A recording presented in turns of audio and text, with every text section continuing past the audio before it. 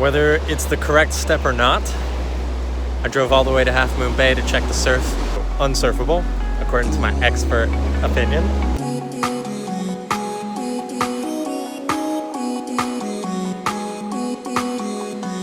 But hey, sometimes you come out and there's no waves. I sound like an expert surfer already. I took lessons in Santa Cruz with one of my roommates to learn how to surf. It was a great time, small waves, good instructor, placed us really correctly on where we're supposed to start the wave. Really built up our confidence. So then I tried to find a couple of other friends who wanted to go surfing, but they either are really good and therefore surfing things that are way too large for me, or they are not interested in surfing. So we are now searching for waves that are appropriate for my skill level, which is pretty difficult considering that the skill level is nascent and not quite there yet, if you want to call it a skill level. But also it's difficult because I don't know how to read weather forecasts yet. You know, you can Google surf report for a certain beach and it gives you all this useful information, but I don't know how to decipher that. Dude, you get the best barrels ever, dude. Just like you pull in and you just get spit right out of them. And you just drop in and just smack the lip. Whoop-ah! Drop down, snap, ah! And then after that, you just drop in, just ride the barrel and get pitted. So pitted like that. So that's why we're just physically checking the beaches.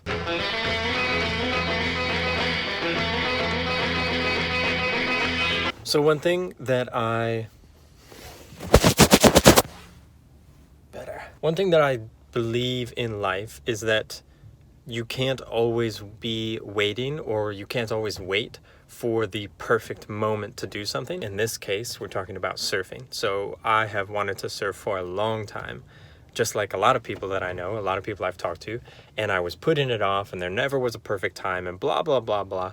And then finally I took my lesson, but then that wasn't the end of it. So now I'm in a point where I need to continue to learn, but there's never a perfect time to continue to learn. There's never the perfect wave that I can just plan for and put it on the calendar 2 weeks ahead of time and manage to get a friend who doesn't mind surfing small things in order to teach me how to do it. A lot of those things never line up, and if they do, you can't plan on it. You kind of just have to act when those things happen. But you can't just spend your entire life waiting for that moment. You have to go out and make opportunity, if you will. Wow, I kind of sound like Tony Robbins. Go crazy! One, two, three, go!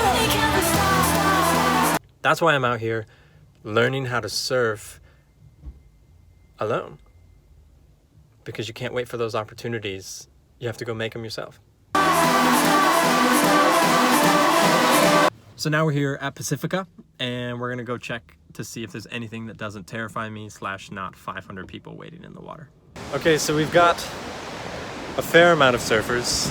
We have about knee to ankle high surf, with every once in a while something a little bit bigger, but also most of it's closing directly on the beach. So this is what a high tide and a mellow day translates to, is just really slow surf. Get pitted, so pitted like that. I'm trying to decide if it's worth renting a board and getting in the water. There's not much room. That's another thing not very many people talk about when they're surfing, is the social anxiety of getting in the water with tons of other people who are already in good positions to be surfing. So when you're getting in the water and there's already 50 people waiting to catch a wave and you haven't spent much time in the water, you haven't developed that etiquette, the surfing etiquette. So it's really hard to tell where you're supposed to position yourself, how you get out of the way of somebody who's trying to catch a wave, whether you can tell which direction they're going to take the wave, whether it's left or right. Nobody talks about those things, so it makes it a little bit stressful to just jump right in the water. Not enough. There was like one wave that people were actually able to, well, there were lots of breaks, but there was, at the break that was reasonable and not extremely crowded, there was only one wave every 4 minutes, maybe 3 minutes, 4 minutes. And there were 3 or 4 people who got it every single time. So I would either be pushing somebody out of their spot or wasting the wave because I'd be chasing it and they let me chase it and I wouldn't get it. Maybe I'm making excuses, but it didn't seem worth renting a board. Plus, if I go back right now, I can get more work done. Wow, maybe I'm just making excuses. But anyway, we're gonna go back because we made a decision. And we're gonna try tomorrow. We're gonna try Bolinas / Stinson Beach, different area. We didn't end up finding any more waves at Bolinas because the surf got even more mild and even more incredibly low to the point where there was pretty much nothing. There weren't even any surfers in the water. It's not a failed attempt necessarily, because what I am learning is that only about 10% of surfing is actually riding a wave. The other 90% is finding the right wave, showing up at the right time, happening to be at the right break of the wave, getting past the break, like paddling past the break. Super tough on a big day with just a foamy, because you can't duck dive. But this is part one. We'll see what happens in the future.